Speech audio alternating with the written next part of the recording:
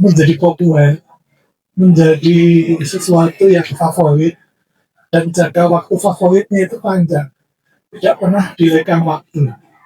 Itu yang sesuatu yang menurut saya itu kelebihannya.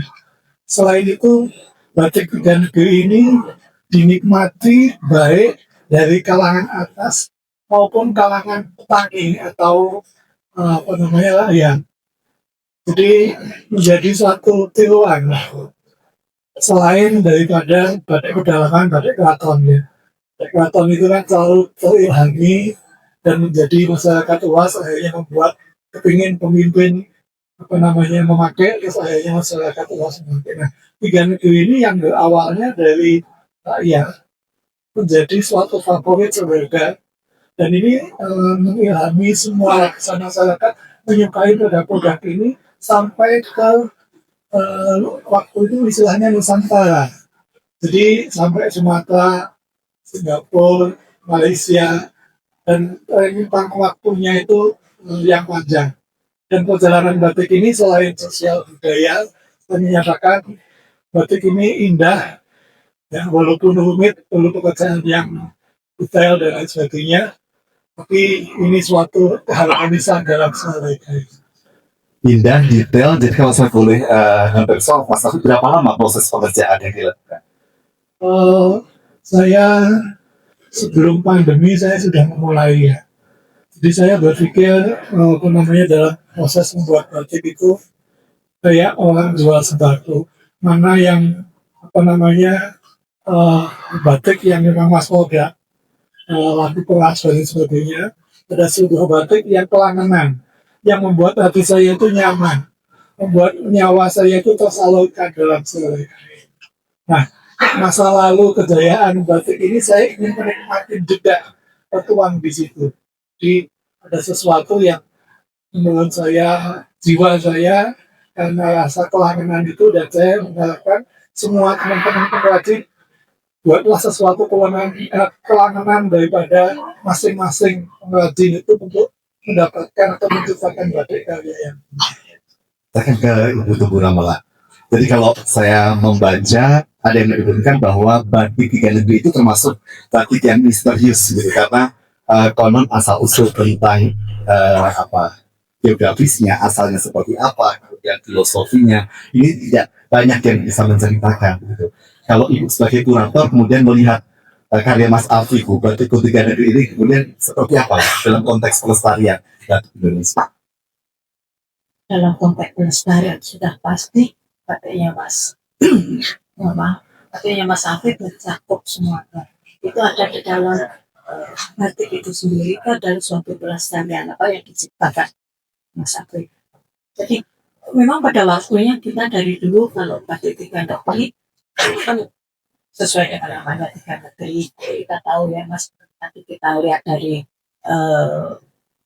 apa namanya simfoni yang dipertunjukkan tadi, birunya berasal dari daerah lain, merahnya dari mana, dan sokanya dari mana.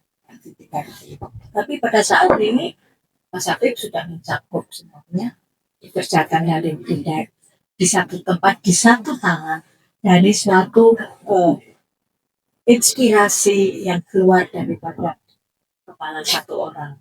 Bentuknya apapun juga kita bisa melihat, mencakup dan memasukkan banyak sekali ide-ide, memasukkan banyak sekali bukan hanya contoh, tapi masukan-masukan yang apa menjadi satu kesatuan. Dan yang lebih menarik lagi, ada satu nilai yang ketika saya diminta semua tidak mau harus belajar tentang batik ini.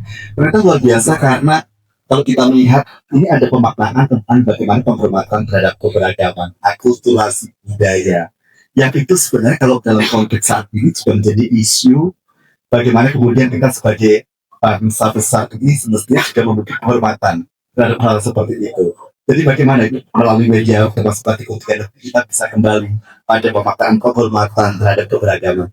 Itu yang kita harapkan ya, bahwa kita semuanya sekarang ini kalau kita bicara mengenai kita mencakup tradisi, mencakup namanya inovasi, tapi juga kalian mas, kita nggak usah bisa bicara pasar global dulu lah, kita bisa pasar kita aja 270 juta loh manusia kita. Saya kira pasar kita saja sudah kita bicara mengenai apa yang bisa kita sampaikan. Baik, terima kasih. Boleh kita berikan tepuk tangan untuk Ibu Bapak dan Pak Anto sekali boleh dipersilakan. Ya, kalau kita melihat dari banyak jenis batik, apakah ada positioning atau bagaimana kita kemudian melihat batik di negeri ini dengan batik-batik yang lain? Ya, memang untuk batik tiga negeri dari segi wujudnya maupun sejarahnya itu unik, ya. Karena sumber itu selalu ada dalam batik tiga negeri. Ibaratnya kalau sebuah akulturasi budaya itu menyusut yang tidak kentara dan masih diakui. Karena tiga negeri itu memang terdiri dari tiga kunci. Istilahnya merahnya Cina, birunya Belanda, sudahnya Jawa. Nah itu akulturasi itu sebetulnya itu mungkin dulu itu adalah tidak secara langsung. Ya memang kita dikuasai, tapi untuk budaya kan kita khususnya batik kan justru malah memperkaya sana. Jadi mengenai penjajahan dalam tanda kutip itu kalau kita mengambil sesuatu yang sifatnya positif pasti ada sesuatu yang kita ambil, tapi juga kita harus mandiri. Nah untuk karya-karya Mas Hafid memang betul dia tiga negeri, tapi selama ini Mas Hafid punya prinsip yang sangat-sangat menurut saya spesial itu apa? Digawe gampang, dibikin mudah, ditiru susah, tapi dijual mahal atau laku. Itu pun mempengaruhi tiga negerinya. Itu prinsip dia. Digawe gampang, dilarang, ditiru angel. Itu sampai detik ini itu pegang memang rumusnya itu susah untuk di apa ya? Karena selain Pak Afif itu apa istilahnya usaha, tapi dia juga pecinta batik lama. Istilahnya mungkin koleksinya bukan ribuan lagi. Nah, tapi tidak itu benda mati. Bagaimana dari selembar batik kuno saya bisa mencari celah untuk tidak mudah ditiru. Lepas dari rumus-rumus yang kimia itu adalah teknik batik. Tapi gaya memang sangat Afif sekali. Misalnya gaya batik Afif Sakur banget, itu loh istilahnya apa ya. Jadi memang betul apa yang dia inginkan digawe gampang, ditiru angel, dilarang. Itu memang sudah kepegang untuk Pak Afif yang selama ini saya selalu mengikuti perkembangan beliau. Baik, Pak Anto, saya ingin meminta komentar sedikit karena tadi kita juga berikan dan saya sepakat Pak Afif Sakur bukan sekedar aset Indonesia, bukan sekedar aset Jogja atau aset Pekalongan gitu, atau Solo, tapi aset dunia. Pak Anto dalam interaksi yang dekat dengan Pak Afif, bagaimana kemudian melihat? Ya memang dia istilahnya sudah mendunia ini, tapi istilahnya kalau saya istilahnya untuk seni batik ya boleh, tapi jangan semuanya untuk kita harus punya rahasia. Makanya untuk bangsa terutama walaupun secara ekonomi mendukung, payu laris yang keluar Indonesia dengan gitu loh. Istilahnya Indonesia dibagai, jangan wah itu, tapi dia memang seperti itu. Baik. Jadi khususnya untuk keluar tidak semuanya dikasih, tapi kalau untuk bangsa kita siapapun yang mau kasihkan semua boleh. Baik, terima kasih di Pak Anto boleh berikan tangan. Saya ingin meminta closing statement dan Pak Afif, boleh silakan mikrofonnya. Karena saya tidak tahu Pak Afif selain karena kedekatan dengan tadi hari ulang tahun begitu hari ini, tapi saya rasa peluncuran buku Batik Tiga Negeri itu relate dengan bagaimana situasi kondisi kebangsaan kita yang tentu saja saya berharap betul launching buku dan batik ini menjadi sebuah pesan kita sebagai anak bangsa. Mas Afif, apa yang kemudian ingin disampaikan melalui peluncuran buku dan juga batik Tiga Negeri ini?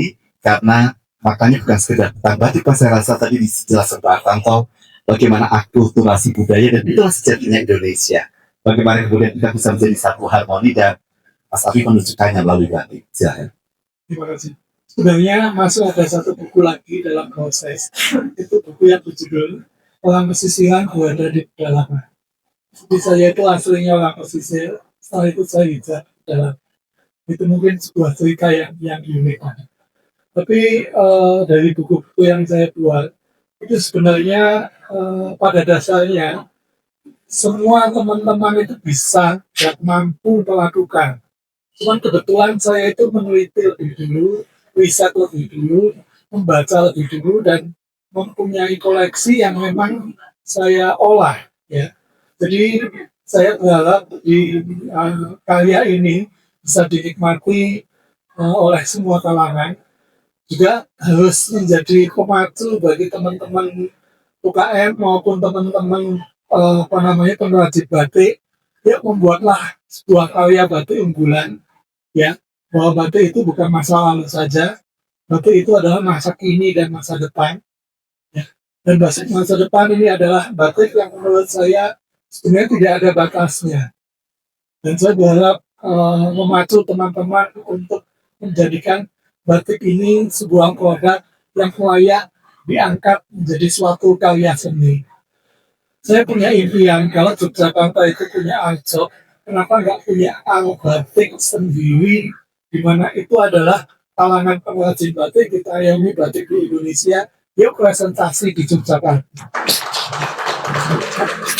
Ini ikut putri-putri, ya, mungkin lewat asosiasi, lewat dinas dan lain sebagainya, karena pintu gerbang ke dunia lewat Yogyakarta di sini adalah bagian dari budaya. Ini adalah satu-satunya wadah yang pas. Oh, di Yogyakarta ini punya kegiatan yang memang pendunia tapi khusus di bidang batik. Seperti di karya-karya ini saya berikan hanya memotivasi teman-teman untuk selalu bangkit, dan itu sebenarnya mudah sekali. Terima kasih. Baik, terima kasih. Boleh kita berikan tepuk tangan. Terima kasih, Ibu Ramlan, terima kasih, Pak Kato, terima kasih. Silahkan kembali menempati tempat duduk. Boleh kita berikan tepuk tangan untuk dialog singkat dan semoga bermakna.